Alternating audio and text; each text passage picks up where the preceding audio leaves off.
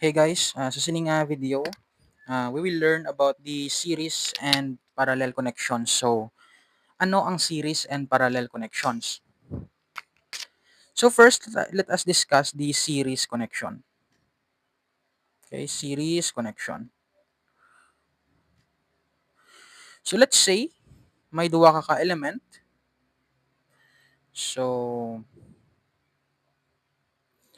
if i-connect mo sila duwa in series, that would be ang isa ka terminal sang let's say element 1 let's say element 2 ni. So ang isa ka terminal sang element 1 i-connect mo siya sa terminal sang element 2 in this way, then leave the other terminals nga naka-connect sa iban. So, salain man ni siya, salain man ni siya. If amo ning ilang plastada, they are in series. So, remember nga kinahanglan sa sini nga pag-connect sila na lang gid nga duwa. So, for example, may isa ka dibi ka element tapos nag-connect siya diri dampe. So, series pa ni sila. So, the answer is no. Okay? So, sa series nga connection, dapat sa isa ka node, duwa lang gid ka element ang nagasugpon, ang naga-connect. So, sa diri nga node, element 1 kag element 2 lang, no other elements nga nagakabit sa diri nga node, so they are in series. Okay? Next is the parallel connection.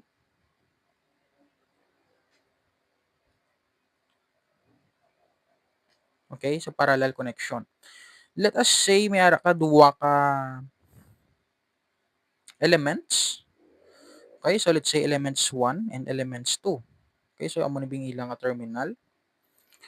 So para maging parallel ang connection, it will be ang terminal sang element 1 i-connect mo sa isa ka terminal sang element 2. Okay? Ang remaining terminal sang element 1 i-connect mo sa remaining terminal sang element 2. So amo ni siya ang parallel connection. So ang ilang terminal naka pares-pares. So ang ari nga terminal paresay, ang ari nga terminal paresay. So this is the parallel connection. This is the series connection. So sa discussion sa Kirchhoff's current law, so ang series connection may ni siya sang same current.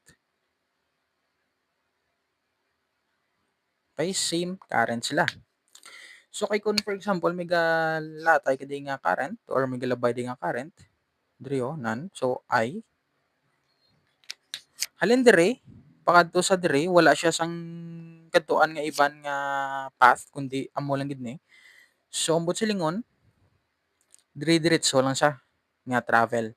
So wala sa may nakakabit nga iban nga element di. So wala sang so ang current nga naga-flow di is hindi siya matunga sa iban nga element. So that's why maghambal ka series connection, that would be they are the same current kay gasugpunanay lang sila. Sa parallel connection naman, we have ang parallel naman niya is we have the same voltage. Okay, the same voltage ni sila. Okay? So, after sining, we will discuss the Kirchhoff's voltage law. So, maintindihan tani nga nag-same voltage sila. So, as of now, tandaan na lang, ang parallel connection is duwa ka terminal, nakapares sila ng connect. Ang sa series is isa lang ka ang isa ka node, duwa lang gid naga-connect nga element. So, hindi na pwede nga may iban pa nga element nga makakadto diho nga mag-connect diri. Ah, so matagta another example sa wherein gina-combine ta ang series kag ang parallel.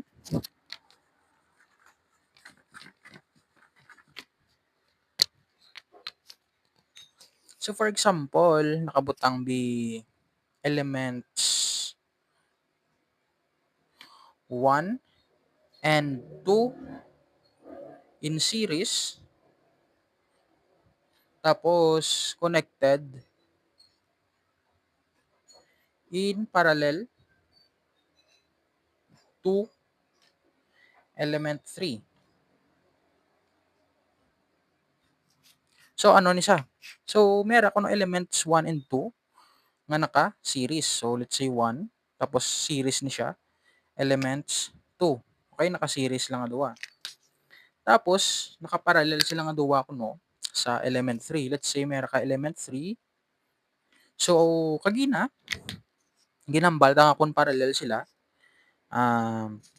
Ilang nga terminals is pares-pares. So since ang elements 1 and 2 nga naka-series, duwa sila naka-parallel sa element 3, then ang isa nga terminal sang 1 and 2 connect sa isa ka terminal sang 3.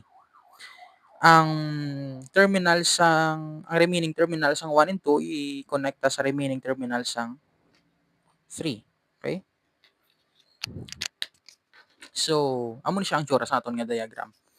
That would be elements nga 1 and 2, duwa sila naka-series since nagasugpunanay sila nga duwa. Connected in parallel to element 3. So, nakaparallel sila sa element 3. Okay? So, imagine na lang nga ang 1 and 2. I-imagine sa danay nga as 1. Okay? Isa ni siya nga element. Then, ang combined nila nga duwa will be parallel to the element 3. Okay? So, next.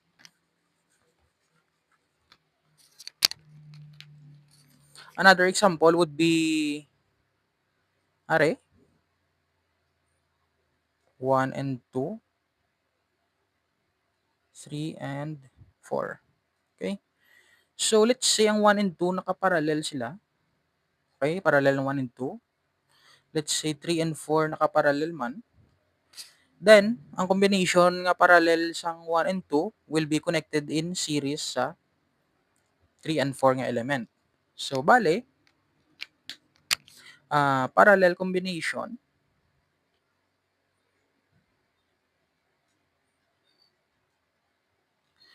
of 1 and 2 connected in series